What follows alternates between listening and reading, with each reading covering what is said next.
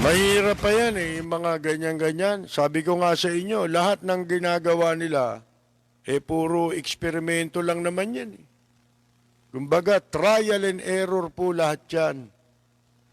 Hindi mga pinag-aaralang mabuti. Yan na linaw niyan yung MMDA na halimbawa. Yan ang malinaw na halimbawa. Yung ginagawa ng MMDA. Ano sabi nitong si Kwan? Yung dating commissioner o chairman ng Metro Manila, ano yan? MMDA, Metro Manila Development Authority, mga kaibigan, na si Congressman yata ito ngayon eh. Congressman Bayani Fernando, kung di ako nagkakamali, mga kaibigan. Ang sabi niya, tutol siya. Kinokontra niya yung plano na magtatag ng bicycle lanes sa EDSA. Highway nga naman yun, lalagyan mo ng bicycle lanes. Di ba? Ang gulo, di ba? Even as commuters, kahit daw ang mga mananakay, seek means o naghahanap ng paraan na makapagbiyahe habang ang National Capital Region o Metro Manila ay nananatili sa ilalim ng General Community Quarantine. Sa ginanap po nilang online hearing ng House Committee on Metro Manila Development, sabi ni Fernando, yan daw mga bisikleta, malaya namang magagamit niyan ang ibang karsada at hindi dapat napayagan sa isang masikip ng karsada na tulad ng EDSA. Di ba? Kahapon, sabi niya, makalawa, nakita ko sa headline na ginagawa na yata ngayon ang bicycle lane on EDSA. Ang ang dami naman nating roads, bakit ba sa EDSA natin pinagpipilitan? Paano yung pupunta ro sa ibang lugar na hindi naman dadaan ng EDSA? Ibig mo sabihin, guguhitan mo rin yun, babawasan mo rin yung karsada para sa mga behikulo. Tatabasin mo rin. Mas masisikip yun. EDSA lang naman ang pinakamaluwag na karsada rito, tsaka yun nandun sa Commonwealth, di ba? Mga kaibigan. Ibig mo sabihin kung kahit sa ibang lugar ka pupunta, kailangan kung nakabisikleta ka, diyan ka dumaan sa EDSA ka naman. Ang laking kalokohan, mga kaibigan. Di ba? Dito makikita nga naman Hindi mo maipapaliwanag talaga kung mga kukutin nito nasa talampakan si Bayani Fernando, tagal naging MMDA chairman yan. Di ba? Ang dami rin ginawang eksperimento niyan. Ang dami ring nagalit dyan. So, lahat yan, alam niya yan, kabisado niya ni Fernando. Pinaplano nyo pa lang, ginagawa nyo pa lang, nako. Hindi niya lang masabi, magkano yan. Di ba? Magkano, dyan? Magagastar yan. Makukupit dyan. Hindi niya lang masabing ganon. Kanyang ginamit pa raw na basihan. Itong kanyang karanasan nung siya ay bumisita doon sa Wuhan City, China, na ang mga bisikleta isa sa mga mahalagang transportasyon. Pero sabi niya, hindi na rin daw ngayon. This was no longer the case as years passed by. Habang tumatakbo ang panahon, nawawala na ng kabuluhan.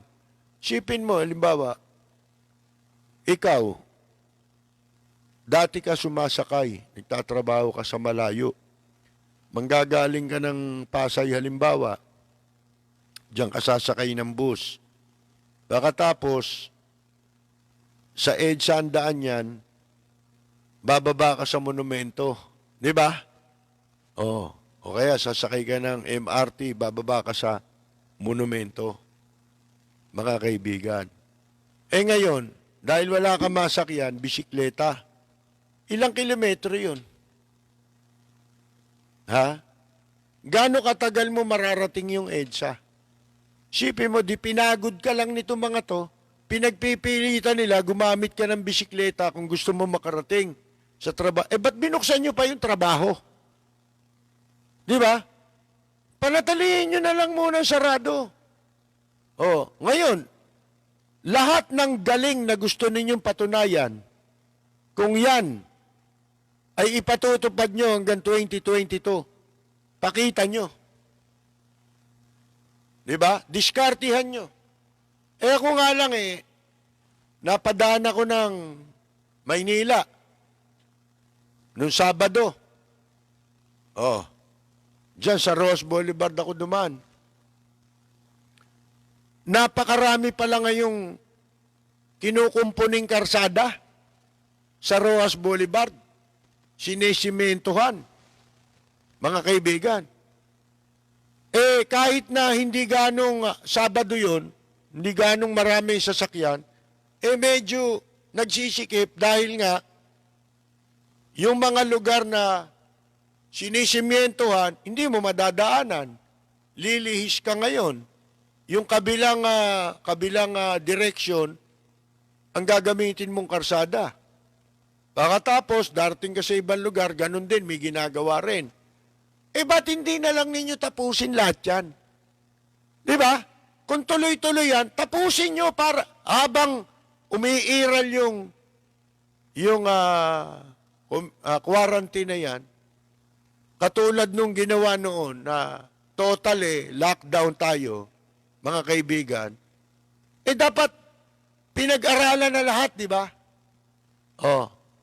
Hindi. Nung nilawagan, tsaka sila mag-aaral. Tsaka sila mag-i-eksperimento. At ang hirap dito sa mga ito, gusto mag-eksperimento, sana lahat ng i-eksperimento inyo, kayo muna sumubok. Hindi yung eksperimento, pasusubok nyo na sa publiko, tapos sisisihin nyo yung publiko. Hindi ka ba nahihiya nun, Bong Nebria? Kayo dyan sa MMDA? Wala kang ginawa kundi sumampa sa bus. Mga usap ng sasakay sa bus. Le-lecturean mo rin sa bus. Le-lecturean mo sa karsada. Kailan ka matatapos ng kale-lecture? Ano pinatutunayan mo ron? Wala kang pinatutunayang na ipapatupad na maayos doon. Wala kayong sistemang pinakikita. Bakit? Hindi alam ng tao Doon mo lang sinasabi. Actual. Anak ka ng putya, mga kaibigan. Anong sabi ni, sabi ni Bayani Fernando, balikan natin itong malupit na bayani. Kasi nung panahon niya sa MMDA, sinusunog naman ito yung mga kuwan. Binubuhusan ng gas. Yung mga vendor, yung mga tinda. Sa bagay, kanya-kanyang kuwan yan. Yung nating yun. Maganda naman ang sinasabi niya ngayon. Kasi totoo naman, di ba? Totoo naman yung sinasabi. Sabi niya, nung siya'y bumalik, pagkatapos ng 15 taon, doon sa Wuhan, yung pinanggalingan ng virus, na China virus, mga 10 taon na raw nakakaraan, wala nang namimisikleta. Hindi katulad nung 15 years before, nung una siya makapunta, yung bisikleta talagang isang importanteng means of transport, di ba? Sa Wuhan.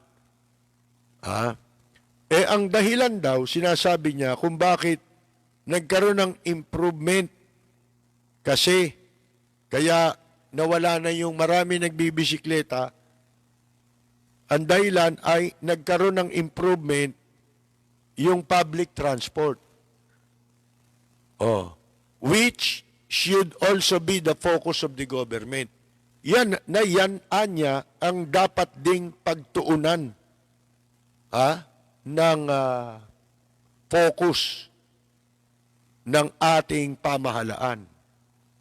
Sabi niya, baka mamaya nagsisistik tayo sa wish natin na bicycle, but I think sa Wuhan, the answer to that question, bakit nawala ang bicycle sa Wuhan? Because may public transport na sila. Yan. Merong nagawa, di ba? Maging alternatibo, di ba? Nagpaginhawa sa publiko. Ako, sabi niya, sa Marikina, built the most expensive bicycle lanes in the country. Sa Marikina, ako nagpagawa ng pinakamahal na bicycle lane sa bansa. But I was so disappointed after. Pero nadismaya ako pagkatapos. Walang nagbibisikleta. So, yan din mangyari sa atin before even thinking of elevated bicycle lane on EDSA. Nako, huwag na. Nakita na ninyo. Sabi ko sa inyo, it takes one to know one. Di ba? Siyempre, alam niya yan, dati siya. Alam naman ninyo mga ginawa ni Bayani Fernando noon sa EDSA, di ba? Naglagay ng chicken wire yan eh. Ang dami na aksidente ron eh. Alin? Kung nanalo si Bayani, tumakbong, ba tinakbuhan niya? Presidente? Silang dalawa ni Gordon, di ba? Magkatandem sila. Hindi ko malaman kung sino sa kanila presidente. Kung si Bayani Fernando raw, naging presidente nung araw, na siya tumakbo. Alam nyo, gagawin ni Bayani Fernando, yung airport, lalagyan niya ng U-turn slot.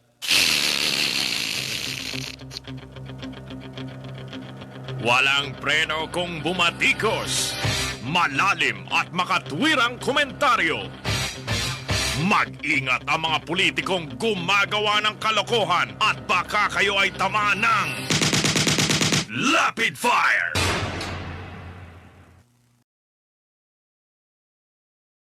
Ngayon, total din lang naman, napakaraming pagkabahala ng gobyerno dahil sa para matakban yung kanilang mga failure, mga kaibigan, yung kanilang kawalan ng kakayahan, walang maipakitang kakayahan na nagawa.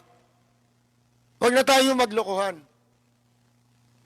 Lutasin nyo na lang ng simple ito. Mga anti-terror bill. Wala lahat yan. Total naman eh. Bakit ba dumadami ang mga o tumataas ang bilang ng nagkakasakit ng COVID? Mga kaibigan. Ba't dumadami yan? Wala namang ginagawa gobyerno eh. Di ba? Para masawata yung pong COVID. Katunayan, hinahaluan tayo rito ng inchik. At yung mga inchik, hindi natin alam kung gaano karami sa kanila ang merong virus. Patunayan, ginagamot sila sa mga underground hospital. Kaya nga nare-raid yung mga ospital eh. Nare-report. Nakakaabot sa kaalaman. Siguro, hindi man totoo yung raid na yun kasi wala namang ibinungang resulta, di ba? Para ka lang naghain ng kaso sa ombudsman na wala namang aaksyon. Yun lang. Ganun lang yun. Oh, kaya may mga kaso dyan, 3 taon na. Hanggang ngayon, nga.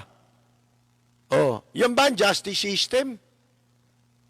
Total, walang nangyayari. Labang anya sa korap. Puro corruption tong balita eh. Anong ahensya ngayon sa pamahalaan? Ang sasabihin mo na hindi nagkaroon ng irregularidad. Tanong natin. Di ba? So, wag na nating lokohin pa ang ating sarili na kung ano ang makakabuti sa taong bayan at sa bansa natin na hinahangad ng bawat isang matitinong mamamayang Pilipino, huwag na nating asahan na meron tayong matatamo dyan. Katunayan, ni isang kaso dito wala nalutas eh. Meron na ba? Oh, balikan nyo. From kailan ba yung presidential? 16, di ba? Oh, from 2016 hanggang ngayon. Ano na ba nalutas? Lalong dumami yung illegal eh. Lalong dumami yung droga. Sipin mo, may quarantine na, may dumadating pang droga sa Bureau of Customs. O, kaya nahuli sa Bulacan. Mga kaibigan, sa Marilao, Bulacan daw. Mahigit 5 bilyon na droga. Paano nakapasok yan kung di dumaan sa Bureau of Customs yan? Yung pala, ang balita natin dyan sa Customs, kaya pala off-limits na lahat dyan eh.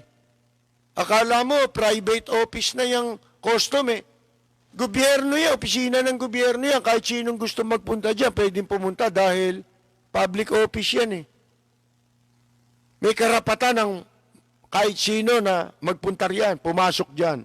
O ngayon, nabalitaan natin, hindi pala gumagana. Hindi nila sadyang pinagagana. Yun po mga x-ray. O bakit? Kasi may nangyaring insidente ng Shabu, di ba? Yung sa magnetic lifter. Natuklasan, yung pala'y dumaan sa x-ray at may karga. Yung magnetic lifter. Kaya nung sinundan dun sa Cavite, mga kaibigan, wala na yung mga droga. Wala na yung nakitang laman nung iyang mga yan ay dumaan sa x-ray ng customs. Yung pala, nung panahon ni, di ba pumalit pa dyan si Kwan? Nangyari yan sa panahon ni La Peña in general, na nasa TESDA ngayon. Sa panahon niya bukod sa marami na nga ang x-ray, ang customs, bumili pa sila ng karagdagang mga x-ray. Siyempre, pagkakapirahan niya, parang MMDA, yung pintura lang, isipin mo yung kahabaan ng EDSA, guhitan mo ng pintura yan. Magkano pintura, mag-agastos mo riyan? Hindi pa kasama kickback dyan, tsaka mga overpricing, di ba?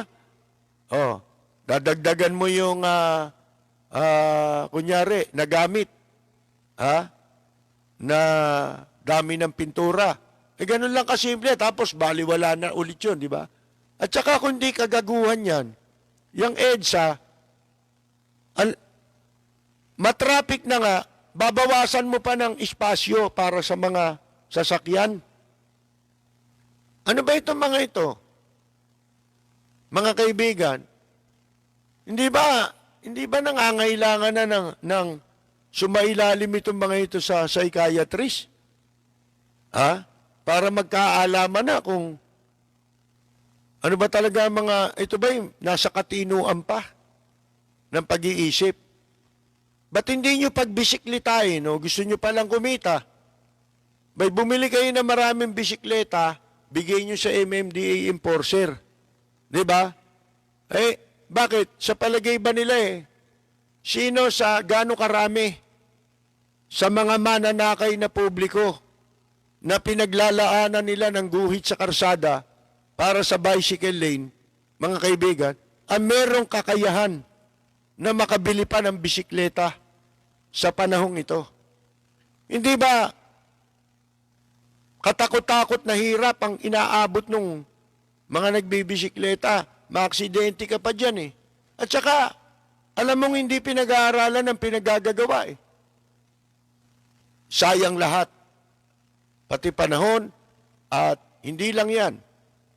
Marami pang buhay ang nanganganib dahil sa patuloy na pagtaas ng bilang ng mga nagkakasakit ng COVID o China virus, mga kaibigan.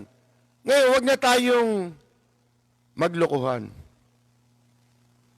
Sayang lang ang pakikipagdebate, pati itong ginagawa natin na pagsisikap, na kaya natin ginagawa ito, baka sakali na nagbabaka sakali tayong yung mabuti, maiisip nila sa pamamagitan ng mga pagpuna. At sino ba nagsabing punahin sila? Di ba sila? Oh, si Presidente mismo nagsabi niyan, punahin nyo kami, batikusin nyo kami. Oh, yan ang mga sabi. Oh, ngayon, huwag na tayo maglokohan. Ang daming idinadahilan na kesyo, meron terorismo, paghandaan daw. Ito raw si Lacson, kasali pa dyan eh. Di ba?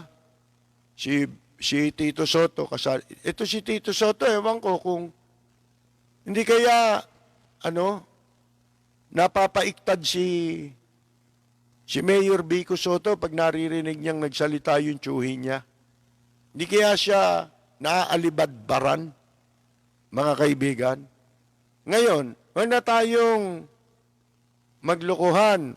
Huwag nyo nang pagurin ang taong bayan sa mga trial and error, sa mga eksperimento na wala namang mangyayari. At siguradong papalpak yan. Ha? Ang hangad lang dyan, pera. Kasi project yan eh. Ano yan? Nahihingi ba yung pintura? Sana kung kalburo yan, kamukha nung binibenta ni Larry Hinares nung araw. Diba? Kalburong pintura. Ngayon, ano ang pinakamaganda magagawa ng administrasyon? Total, wala naman kayong ginagawa para masugpo yung COVID-19 na yan, China virus. At in the end, pag pumalpak na naman kayo, dahil hindi naman ninyo direktamenteng natutugunan ang pagsugpo sa salot na China virus. Paano masusugpo yan? Nandito rin ang mga incheck, may sariling ospital. Pag nagkasakit ng COVID, hindi baling makapanghawa. O meron naman silang ospital, gagaling sila. Yung nahawahan, patay. Dahil sila may gamot na. Ngayon, eto, ano ba ang mga dapat gawin ng gobyerno? Higpitan nyo na. Ako handa na eh. Higpitan nyo na lang. Inihanda ko na sarili ko na magutom. Ha? Kung yun ang magiging mabuti para matuwa na sila.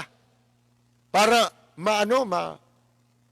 ma-satisfy sila ng sagad sa buto. At ma-achieve na nila kung ano man ang hinahangad nila na mangyari sa bansang Pilipinas. Ma-achieve nyo na hanggang 2022. Ipatupad nyo na yan. Di ba? Maghirap na lahat. Oh. Ngayon, problema nyo yan pag hindi nyo napakain ng tao. Di ba? Oh. Kaya nyo ginaganyan-ganyan, akala nyo makakakain ng tao. Marami pa rin nagugutom. Di naman lahat eh. May trabaho eh. Ang dami na nga, pinauwi. Kaya nga yung iba,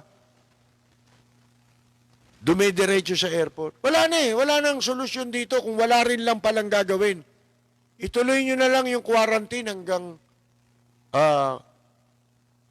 2022. Palitan nyo lang yung pangalan ng COVID-19. Na ipapalit doon. Aba, ipalitan ninyo ng COVID-19 up to 2022. Walang preno kung bumatikos. malalim at makatwirang komentaryo. Mag-ingat ang mga politikong gumagawa ng kalokohan at baka kayo ay tamaan ng Lapid Fire! Ang balitang ito ay hatid sa inyo ng Hataw. Number 1 sa balita, basta tabloid, Hataw. Tuloy nyo na kung ako sa inyo. Maganda buhay eh. Sawa na kami ng magulo. Oh. At least titigil din muna ako sa pagsasalita. Kung hanggang 2022, babalik na lang ako sa January 2022 ulit. Di ba? Pagka tapos na. Oh. Tingnan natin kung hanggang sa 2022, malipol nyo na, sobra-sobrang panahon na yun para malipol nyo yung pagdami, paglago ng mga, ng ano na yan, ng China virus na yan. Kasi, unang-una, wala nga kayong ginagawa.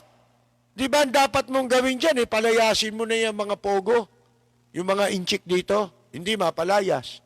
May purpose Kung wala silang pinaplano na magiging makakatulong sa plano nila yan, pinaalis na yan.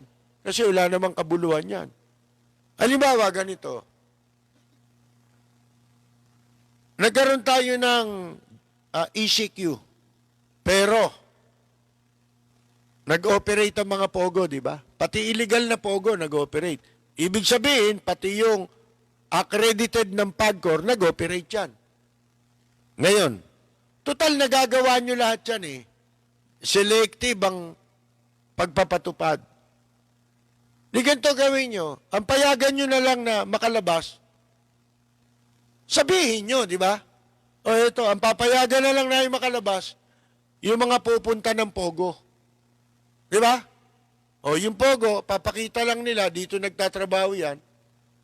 O, may karapatan ng lumakad yun. At tayo mga mamamayan, nasa bahay na lang tayo. Total, mas first class citizen sila dito I-quarantine nyo na kami. I-diretso nyo na yan hanggang 2022. Para magtagumpay na kayo kasi malaki kinikita dyan sa Pogo Kunyari pa yung iba, may utang anya yan sa BIR.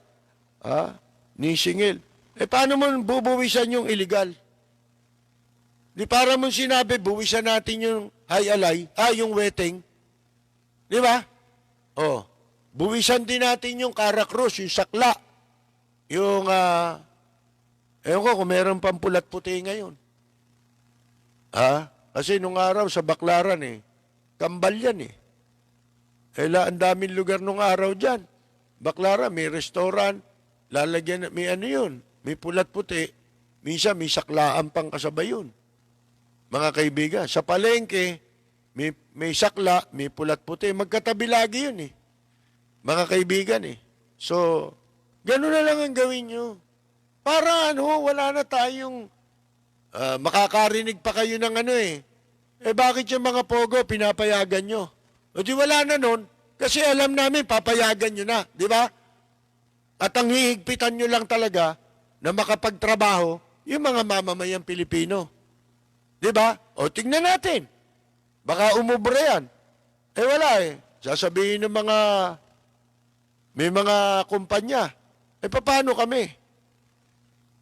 Paano kaming makakabangon ngayon? Wala kaming mga trabahador.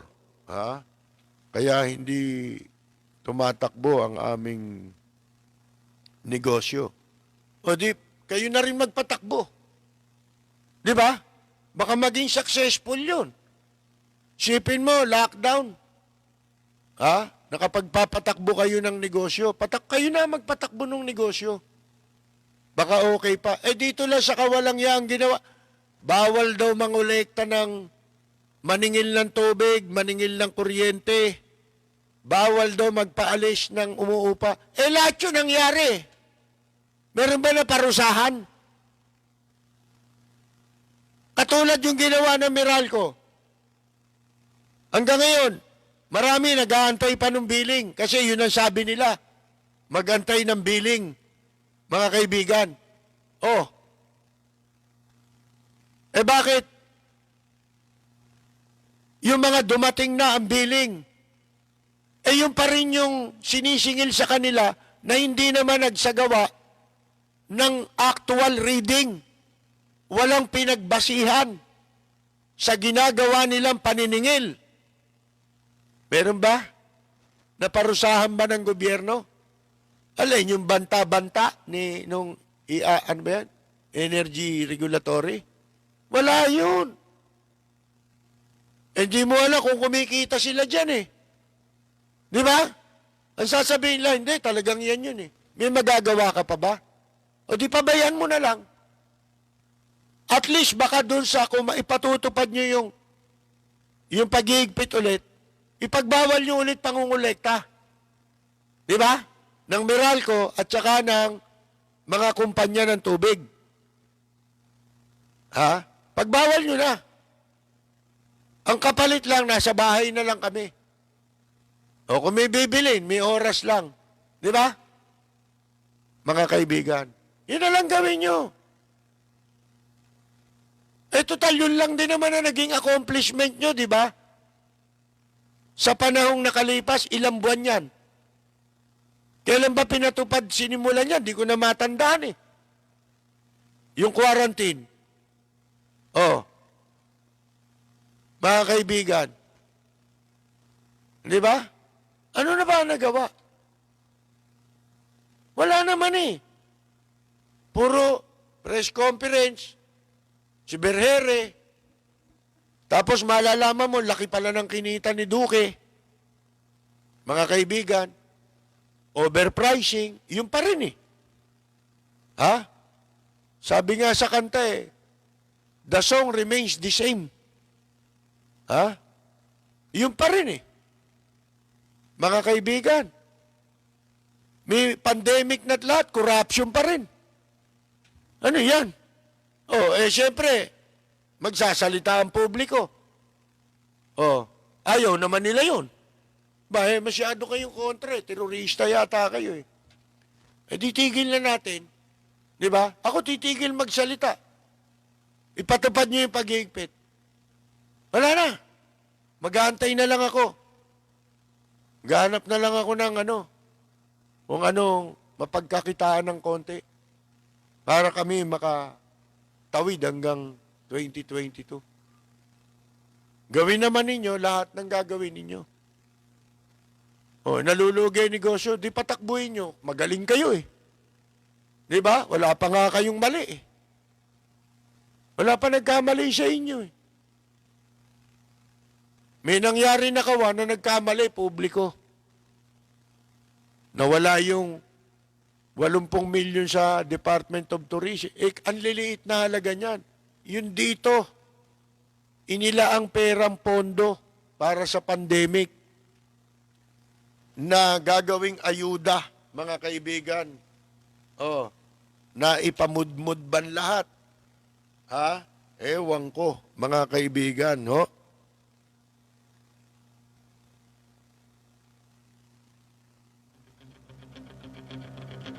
Walang preno kung bumatikos. Malalim at makatwirang komentaryo.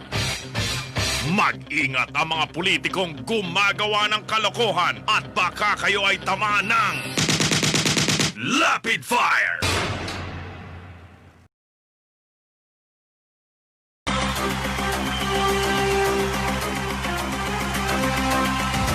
Binabati ko nga po pala si Bobet Cabrera dyan sa San Francisco. Kamag-anakan din natin ito eh. At nag-message sa akin kanina na nanonood sila sa San Francisco. Ang totoo niyan eh, mas marami pa akong natatanggap na message ngayon eh. Kaysa nung mga nakaraan 2 linggo eh, mga kaibigan. Eh, ngayon, may mga nagtatanong pa rin, ba't wala na kayo doon? Nako, walag niyo na ako akong tanungin. Wala na akong interest na mapag-usapan yun dahil sarili ko lang naman ang involved doon eh. Di ba? Kaya lang yung responsibilidad natin sa publiko, yun ang hinahanap nila. Wala naman nun sa kapangyarihan ko na maisaksa ko sarili ko, di ba? Sa kanila. Huwag na ho kasi abala lang sa akin yan, yung tanong. Dahil mas mahalaga ho na ipagpapatuloy pa natin ang ating broadcast sa pamamagitan ng live streaming, mga kaibigan, sapat na sa akin yun. At least meron pa rin tayong naabot, pero gasino lang yun. Sabi ko nga sa inyo, mas malakas, dumami pa nga yung kalokohan na walang kinalaman sa ikabubuti. Ang hinahanap kung sino sisiraan. Yun ang purpose nila Kaya mini-maintain nila yung mga naninira. Kamukha yan ng kasabihan na kapag ka ikaw may pupuntahan ka, di ba? At doon sa pupuntahan mo, yung mga dadaanan mo may mga aso kang madadaanan, natatahol sa'yo. Ang sabi, kung yung mga yan, iisa-isahin mo na harapin yung asong yan na basta tumahol sa'yo, magpapagambala ka dyan, magpapaistorbo ka, kailan ka pa darating doon sa pupuntahan mo. Yan lang naman ang trabaho niya, mga gat. Diba? Bakit nila ginagawa yun? Yan ang purpose nila. Gawin nilang pan-distract. Katunayan nung naupo itong si Presidente Duterte, isa sa mga iminumungkahi natin sa programa natin, huwag mong intindihin ang sinasabi laban sa'yo. Kasi kung banatan, mga oposisyon daw.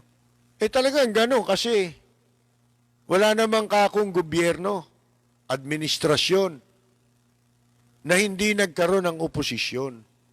Kasama yan sa demokrasya. Ngayon, kung yan iintindihin mo, wala kang matatapos. Siguro, sinadya nila yon na dyan i-focus ang kanilang panahon kaysa atupagin ang ekonomiya ng bansa, ang mga kapakanan pambayan.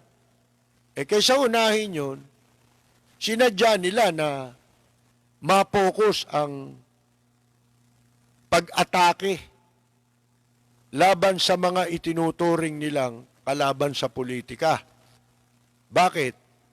Para magsilbing smoke screen at hindi agad mapuna yung ginagawa nila. Halimbawa, ano yun? Yung pakikipag mabutihan sa bansang China na mauwi tayo sa isang bansa na patatakbuhin na ng mga dayuhan. Yun na naging smoke screen. Yung mga balitaktakan. Kita mo, pag may lumalabas na issue, tatakban yan.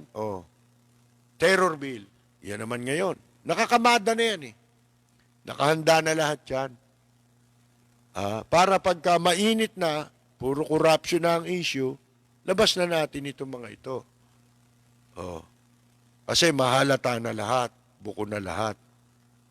At bawat buko, meron sila nakahandang pantakip sa isyong yan.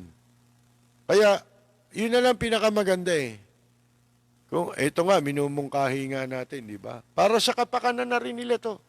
At para na rin sa kapakanan ng mga mamamayan na ika nga po ay mas mabuti na kung wala namang, katulad nga sabi ni Lea Salonga, napakahirap namang mahalin itong PI na Pilipinas, napakahirap mong mahalin. Inasabi, mga kaibigan Oh, ganun din ang sabi niya ng mga bayani. At napanood nyo yan sa pelikulang General Luna. Sipin mo, di ba? Oh, yung mabuting layunin, hindi masyadong anong tawag dito? Humahakot ng simpatya. Ang pinagkakaabala ng iba, yung sinasabing paninira lang. Mas doon sila nakikinig sa paninira. Doon sila mas mabilis dumami. Na walang maidudulot na kabutihan sa kapakanan ng bansa at ng ating mamamayan. Maging tutusin nyo, si Dr. Jose Rizal, kahit na ganun, malaki rin ang hinanakit niyan sa mamamayan. Kasi sila mo, ilang taon sila, Jose Rizal? 30 plus, di ba? Ang babata niya mga yan, bata pa sa kanya si General Luna. May isa pang general, di ba? Bata rin. Si pinakamatanda na yata si Mabini. Apolinario Mabini. Lumpo pa. Pero sa edad nilang yun,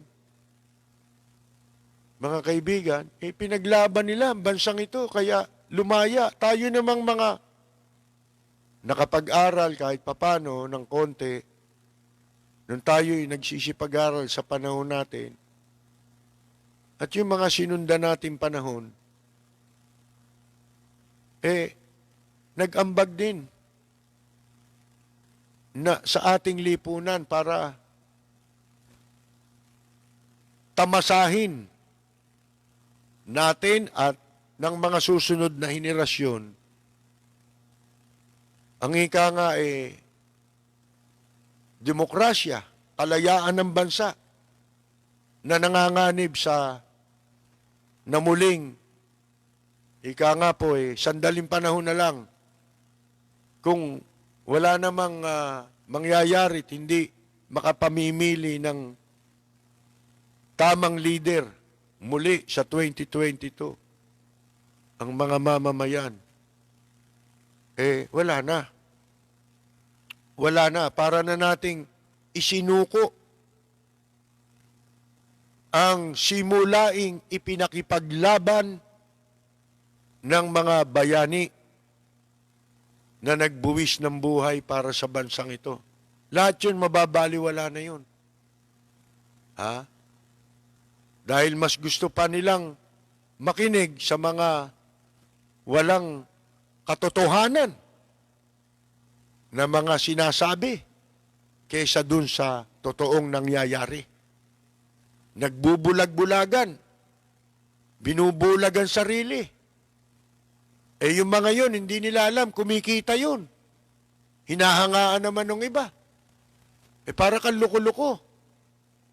Di ba? Alam mo, sabi ni Dr. Jose Rizal dun sa isang aklat sa El Filibusterismo. Nadama natin yung kanyang hinanakit.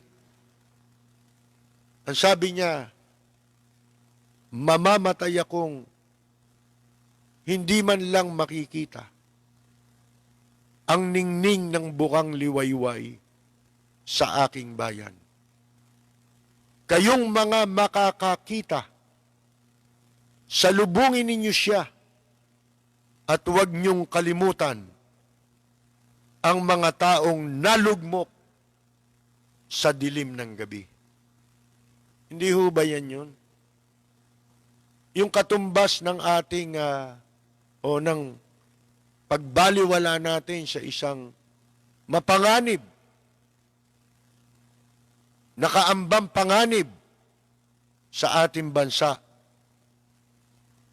Tumatalikod tayo.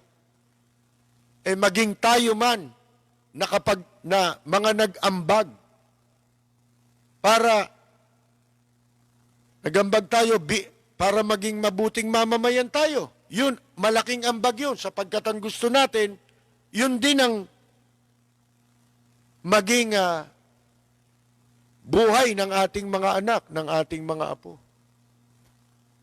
Tapos binababoy nitong mga sumunod na henerasyon lang, mga kuton lupa, mga walang karanasan, mga walang pagmamahal sa bayan. Kaya sabi ni Jose Rizal, huwag niyong kalimutan. Di ba? Oh, ang mga taong nalugmok sa dilim ng gabi.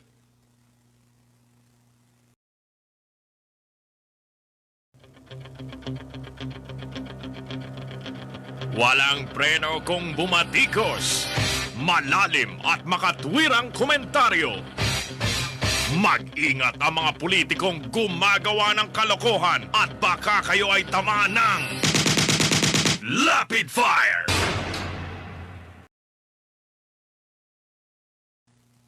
Okay, mga kaibigan, magbabasa-basa tayo ng mga pagbati po dito. Kasi medyo mahina na yung aking internet, di ba? Binabati natin si mga katropa natin, Arlene at Mon Barrias ng Amsterdam. Si katropang Buenos Dias, Joel Diaz ng Italy. Carolina Luge, Italy. Jorge Beichong ng Tokyo, Japan. Si Ella Samson Albiar, si June Di Valencia, isang singer, actor. At magaling din palang tumula si June Di. Siya yung bumigkas ng tula kagabi, di ba, ni Francisco Baltasar. Si Egay Salabsab Espiritu, binabati po natin. Wala, tasapawan yung bumalik na naman yung depresya. Si June Gases, ang bokalista po ng dating bandang Abra Kadabra. Nasa Guam po si June, ha? Si Crisher Ocampo, katropa natin yan. Crisher Ocampo Malonzo, si June Ferrin, si Intoy Padal, si Robert Aquino ng Hong Kong, si Shim Kahuson, si katropa nating musician si Yula Sotelo, Maria Cruz, si Julian Leiper, si Kaani, Flormata Saludes, binabati natin, Kainyang Mina, Carmela Torres Balcos, Carol Torres Brihiño, Rosita DC, si Samahang May Bahay sa Amerika, Ria Duque Paulite, si Grace Padilla ay nanonood din po sa atin. At saka si Telang, binabati ko, lalo na si Tita Nela Padilla San Diego. Si Dave Dumbrique. Si John Season. Si Oldies but Goodies na musician at malaki na itulong para gumanda sound natin. Si Chuin Laikot, si isang musician, veterano, Erwin Guevara, na ating pong kaibigan. Si Toots Almasan, naku, ito po yung Toots the Great, Yan ang mga lead vocalist ng bandang Family Birth Control, original, Nonoy Zuniga, yan, Toots. Tsaka si Mama Gigi. Yan ang hirap ang mga musician ngayon, neglected, di ba? Paano po walang isang matatag na organisasyon? May magtatayo, ang gusto nung magtatayo, magsasamantala. Yung iba naman magtatayo, ang gusto bida lang, masabi lang, mema lang, mema. Kaya nga sabi ko, matapos tong pandemic, ayan tayo, Senior Tots, mag-usap-usap tayo. Kasi kailangan nating matulungan ang mga musician. Wala, tinan mo, may nakinig ba sa kanila? Wala, hindi kayo pinansin, di ba? May mga nananawagan sa social media, di ba? Pinansin ba kayo? Wala.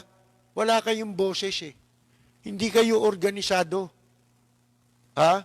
Pabayaan ninyo makapagtayo ng organisasyon yung mga matatanda. Ha? At antayin nyo, sa panahon ninyo, masalin yan. At kayo magpatuloy para sa mga benepisyo na kailangan. Kasi nagtatayo ng organisasyon, ng hanap ng ibang organisasyon dyan. May organisasyon ng mga iba-iba, hindi naman directly musician. Puro pakinabang yan eh. Magkano ba ma-delay share yan? Mananakaw natin dyan.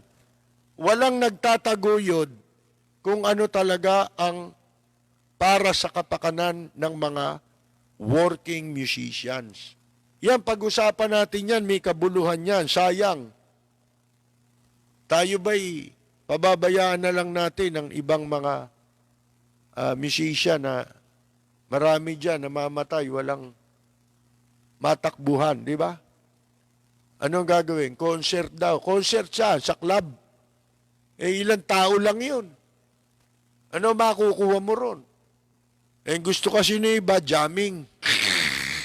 Hindi ganyan ang organisasyon. Kailangan alam mo kung ano yung makakabuti para sa'yo. Di ba? Tutulong ako. Di ba? Magbibigay ako ng idea. Si De Leon Esposo, Maria Evelyn Bautista Ramos, si Kaka Mori, si Crisiel, Rudy Santos, original po, Horoscope Band. Nasa ano po ito, US of A. Si Birhil Garcia, si Jing Limson Palomo, musician din po. Mag-asawa ito, si Jing at si Wilson. Nasa ibang bansa. Matagal na nating mga kaibigan ito. Si Bodge Ian, si Mel Rualiso ng Stockton, California, Ricky Valero ng Bulacan, si Eric Swan ng Sterling Heights, Michigan, si Ron Lozano, Pedro Pinduco, Gary Mann, Jen Alchanaig, si Lloyd Dantes Casal, Art Bell Jr.,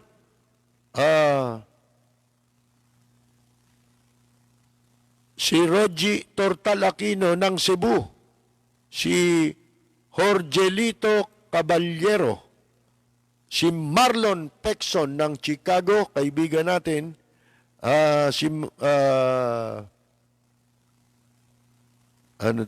si Edwin Javier, birthday pala ni Mayor Vico Reyes Nubla. Saan mayor ito? Kung birthday niya, di handugan natin ng awitin. Birthday daw po, sabi ni Maria Cruz, birthday ni Mayor Vico. Kala ko Soto Reyes Nubla. At birthday niya, narito ating pagbati. Para sa nagdiriwang ng kanilang karawan, Happy birthday, ang bati ko, ang bati namin sa iyo. Nawa ay lumigaya ka.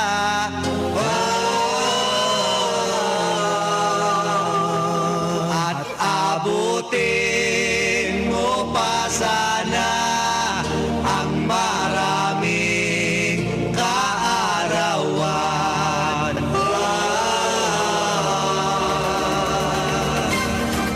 Binabati natin si Gina ng Maynila, si Jermaine Isidro Aguila. Binabati rin sina Cecilia at Saldi Ting ng Santa Maria, Bulacan.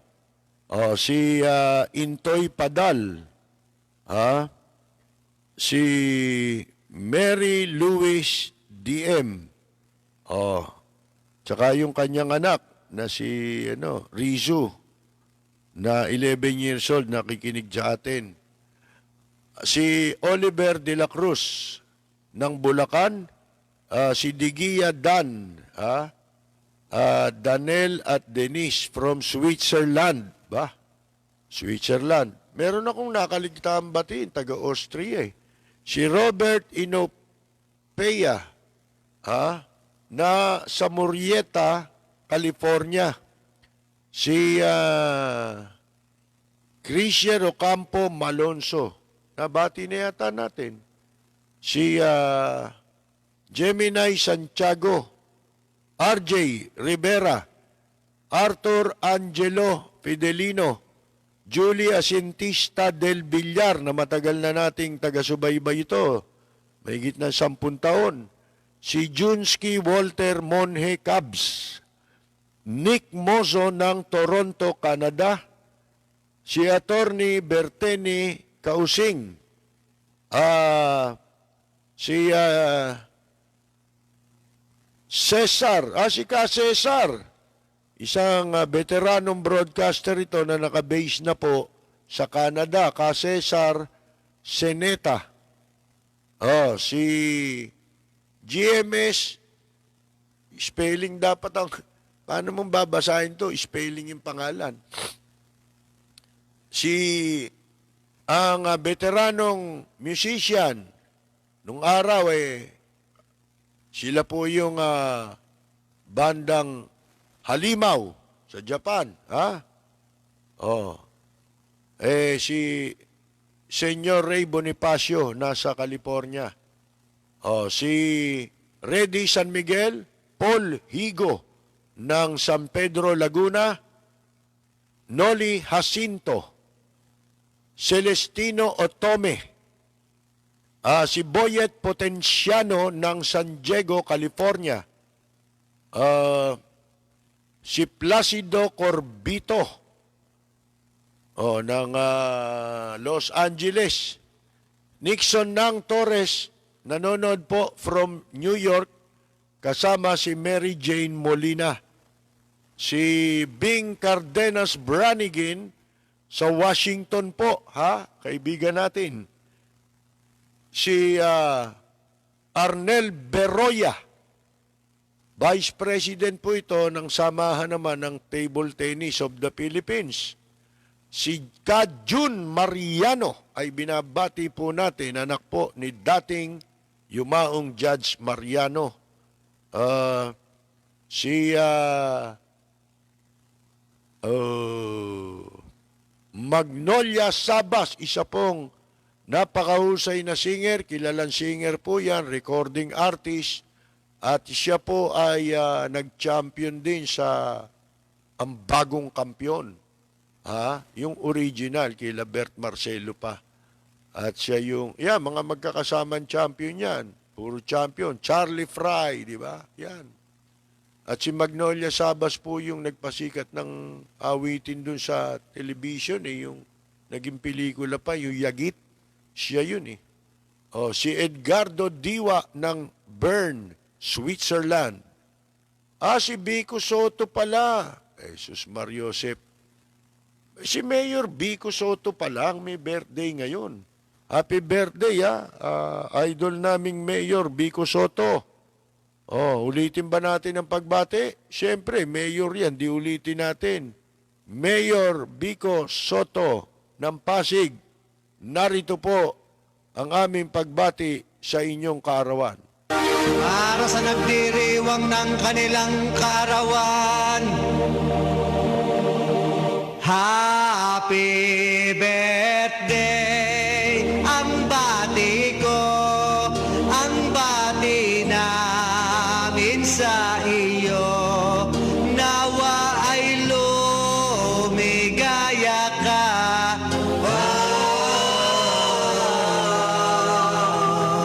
At abutin mo pa sana ang maraming kaarawan.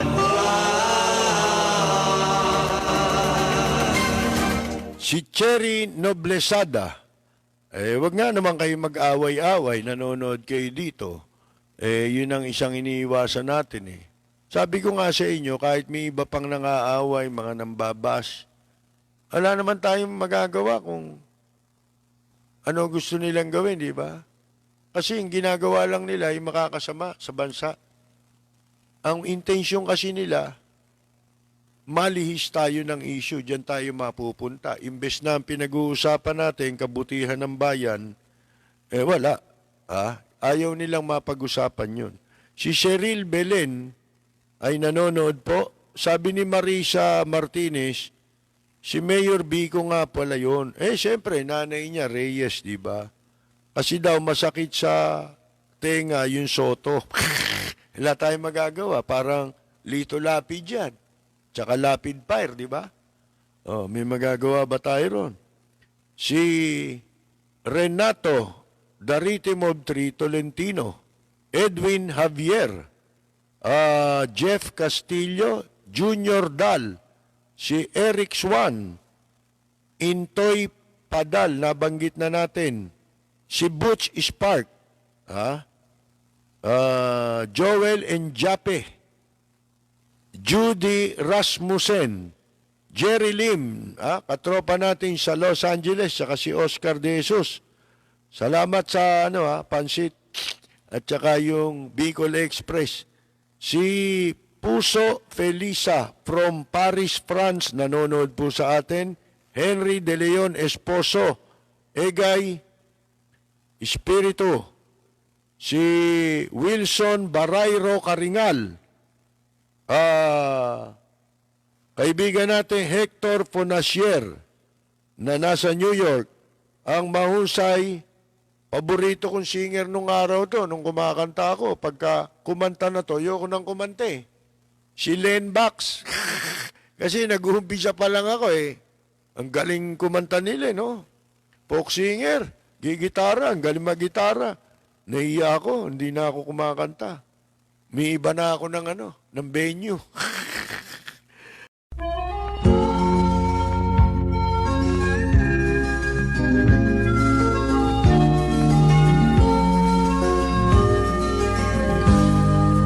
Bayan ko ay isa ang lahi, dito'y wala ang pagkukunwari. Hindi padadaig, sadyang kilala sa daigdig, may pagkakaisa sa bawat nais. Ang bayan ko'y punong-puno ng yaman, bakit ito'y kailangan pang iwanan? Hindi nga ba't anong sarap mabuhay ng buong ganap? Sa bayan mo, sumabit man yaong wakas. Dito sa bayan ko, lahat kami pantay-pantay. Walang nang aapit, ang pag-ibig ay tunay. Dito sa bayan ko, dito'y makikilala mo ang isang kaibigang nagmamahal sa'yo.